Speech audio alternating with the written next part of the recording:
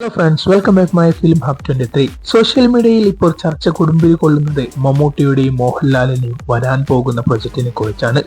അതിൽ രണ്ട് സംവിധായകരുടെ ചിത്രത്തിൽ മമ്മൂട്ടിയും മോഹൻലാലും അഭിനയിക്കുന്നു എന്ന വാർത്തകൾ പ്രചരിക്കാൻ തുടങ്ങിയിട്ട് കുറച്ചു നാളുകളായി. എന്നാൽ എന്താണ് സത്യാവസ്ഥ നമുക്ക് നോക്കാം. അതിനു മുന്നേ ചാനൽ ആദ്യമായി കാണുന്നവനാണെങ്കിൽ സബ്സ്ക്രൈബ് ചെയ്യാനും വീഡിയോ മുഴുവനും കണ്ട് നിങ്ങളുടെ അഭിപ്രായം കമന്റ് ബോക്സ് രേഖപ്പെടുത്താനും മറക്കരുത്.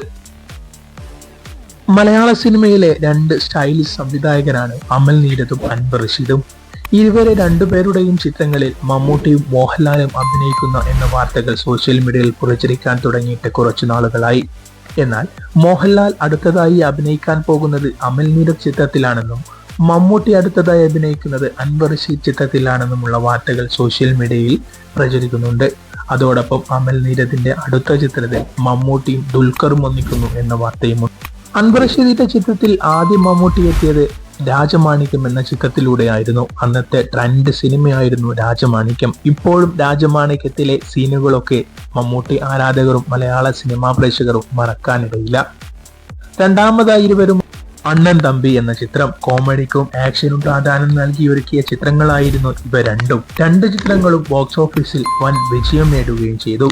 ഈ കോംബോ വീണ്ടും ബോക്സ് ഓഫീസിൽ ഒന്നിക്കുമ്പോൾ മലയാള സിനിമാ പ്രേക്ഷകരും അതിലുപരി മമ്മൂട്ടി ആരാധകരും ഏറെ പ്രതീക്ഷയോടെ കാത്തിരിക്കും, അതുറപ്പാണ്.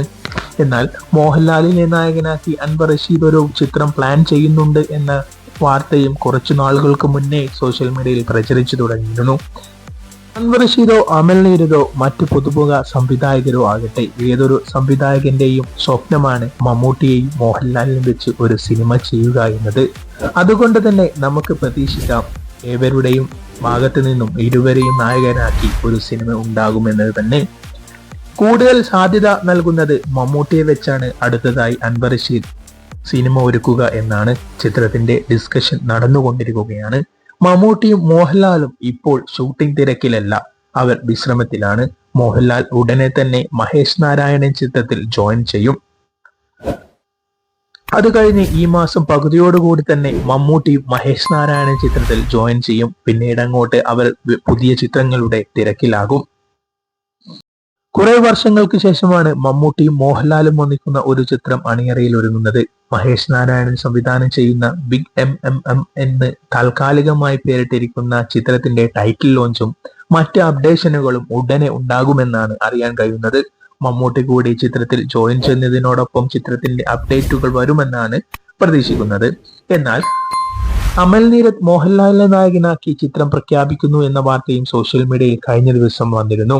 അത് മോഹൻലാലിന്റെ ജന്മദിനത്തിലായിരുന്നു മോഹൻലാൽ ആരാധകർ പ്രതീക്ഷിച്ചത്. പക്ഷെ അന്ന് അതുണ്ടായില്ല.